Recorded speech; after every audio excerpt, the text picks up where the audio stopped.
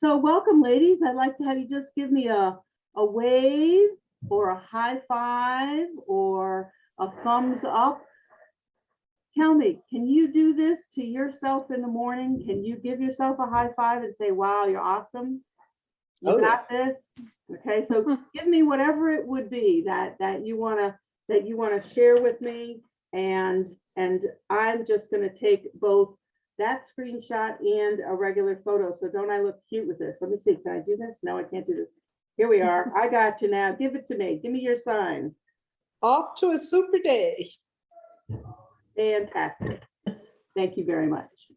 So tonight we're going to jump in where we left off, and we're going to talk about your personal resilience. And your personal resilience means maybe different things to each of us. So if I were to ask you, what picture comes up in your mind when I say resistance? And then what picture comes up into your mind when I say resilience? So for a physical resistance, it could be simply somebody pushing their hand on yours, and your natural reaction is to do what? Push back. Push back. Right. If we've raised teenagers, we know that teenagers have an ability to push back and resist even before we feel like, as a parent, we've done much of anything. Okay, so sometimes resistance comes really automatically. It can be just you're in the same space if it's a teenager, right? So what does resistance mean to you? What conjures up in your mind when I say resistance? And this is kind of a free rolling group, so you all have your voice. You can toss it in at any time. I would say objections. Resistance could be objections. Stubbornness. Stubbornness. Would you know anything about that? No. A desire not to do something. A desire not to do something. Mm-hmm. Or even that, Roadblocks. Roadblocks. or even that natural feeling you get in your gut where that just doesn't quite seem right. So you can have an emotional, physical and an emotional reaction to it, and noticing where that shows up in your body can be key. Okay. I feel like the image that I have is the weight of trying to push a boulder up the hill. And you might have done that a few times in your life. Just saying. Exactly. So when I say resilience, what picture comes up for resilience? So maybe it's bounce back ability. Adaptability. Adaptability. Good. I might be out of breath and I might be sweating and I might be really tired, but I'm standing next to that boulder at the top of the hill. Oh, you a visual learner? Not normally, but maybe I am. I don't know. That was pretty visual, yeah. And I had it in a whole cartoon character right from the minute she said she was pushing the boulder up. I had this cartoon vision, and when she gets to the top, now she's like leaning on the boulder. It's Well, probably more like hunched over, breathing heavy, but well, if we take that image, this is great, because if we take that image, how important is it to be able to picture yourself on the side of the boulder saying, I did it, behind the boulder saying, there were sure times I didn't want to do this, and now I'm exhausted, but I'm at the top of the hill with the boulder. Because what's the other place you could be? underneath the boulder. Flat underneath it, yeah. be on the downside of that boulder and there it goes. So You could be at the bottom and never have tried to push it. great. Yeah. Great. You know, one of the things that I love about bringing women together in this mid-season of our lives is we have experiences. We have had challenges. And if we're honest with the creativity that you just brought with that visual, can we all probably say that we've been on all sides of that boulder sometime? No doubt. No doubt. And I think that that is the key to what we're looking at here and saying we have learned our resiliency because of what we have gone through from the resistances that we have managed in our lives. Is it fair to say that many of the things that we've faced that we were resistant to or that resisted us were not necessarily invited in to be awesome life lessons? You know, losing a job, you know, a relocation that you didn't really want to do. And it could be, you know, more simple than that. It doesn't have to be big and elaborate. But those changes and those challenges have made us what we are in this mid-season of our life. Our characters, well, I shouldn't say characters because you may be all characters, but our character structure has changed and adjusted. You know, our core beliefs may have morphed slightly, but our morals of authenticity and integrity and honesty are probably our foundations. But some things about our character may have changed. Do we all kind of agree on that?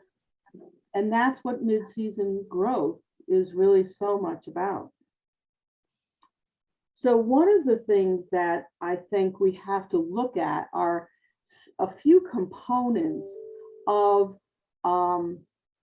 what makes us more resilient. And I want to just pop up a slideshow for you. I think I do. If I have a couple of them open. So I had it a minute ago when I wanted it. Let's see if I can find it. So I'm going to share my screen here with you, because I want to just show you that I do like to use a PowerPoint, and I'm going to scroll through this because you guys already did such a great job.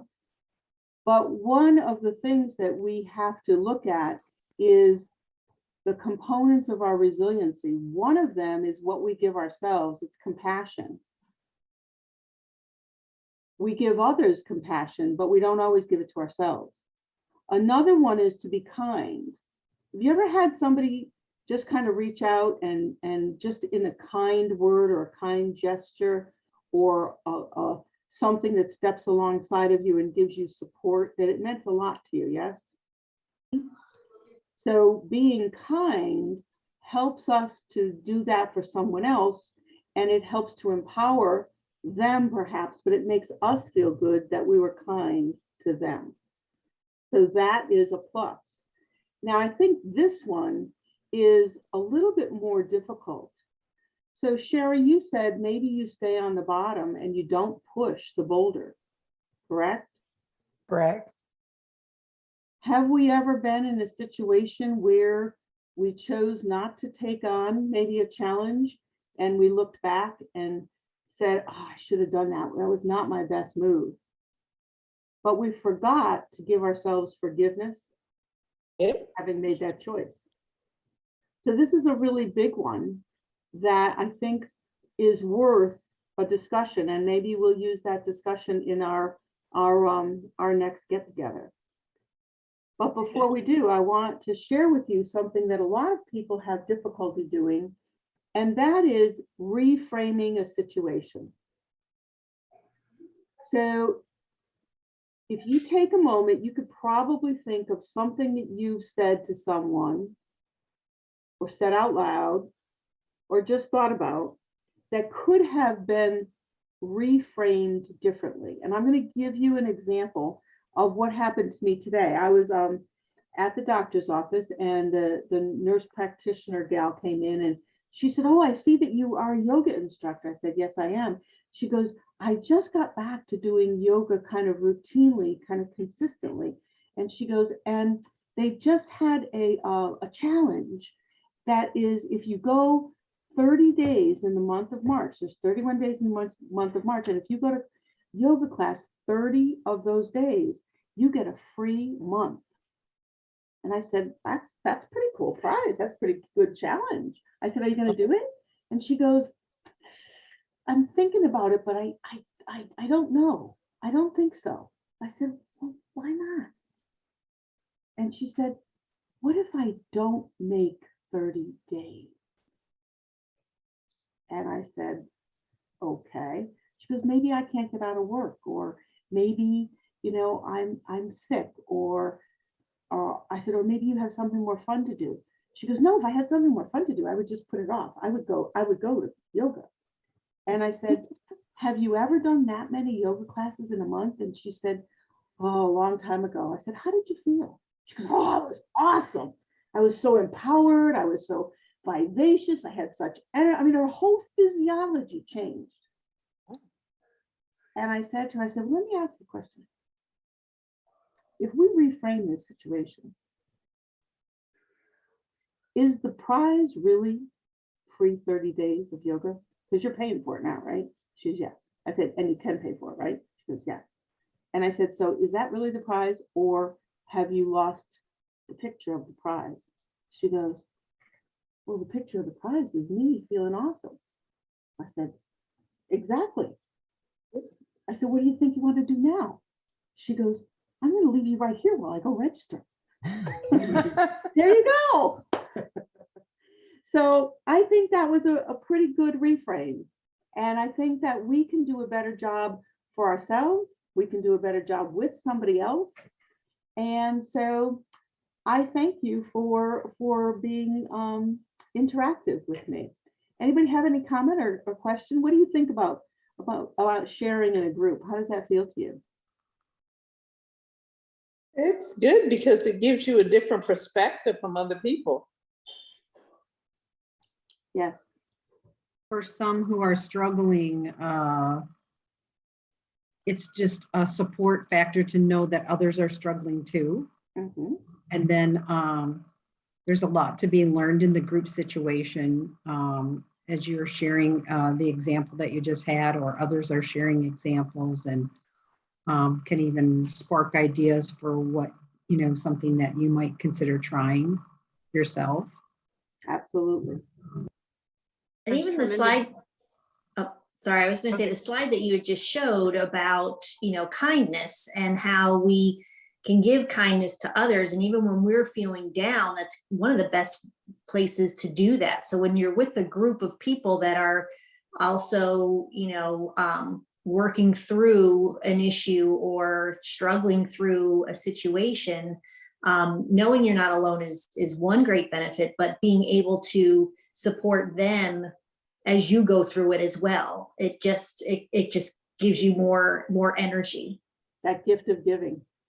Yeah, Right. Sandy, the example you gave at your doctor's office, I think it just goes to show when you tell somebody your struggle, they can help you reframe something so you think about it differently. Yes. And sometimes we have a tendency in our struggle to be too private, do we not? Yes. Yes. I didn't think that was just me. Well, and Kristen, there's power in saying things out loud. there is. Whether you haven't fully admitted it yourself, or you haven't fully embraced it yourself, or you haven't fully, said you want something different. Like there's an element of it's heavier when you carry it inside, or when you keep it, it's that whole adage of keeping it in the dark versus exposing it to the light. And that doesn't have to be a bad thing. It can be good things. It can be things I'm afraid to say. I want to start this business, or I'm afraid to say I need a different job, or I'm afraid to say I really, want to go after this goal that's really important to me. There's something about making it more real, and when you see the energy and people coming around that, there's an element of it becomes less scary, or it becomes more realistic or more powerful when you say it out loud. Absolutely. Absolutely. Thank you so much, ladies. You've been just such a joy to spend some time with, and I'll look forward to being together with you again. So give me a high five. Give me your sign again. Nice, people. Have a great, great rest of the day and evening. Thank you so much. Thank you. You too. Thank Bye, you. guys. Bye. Bye.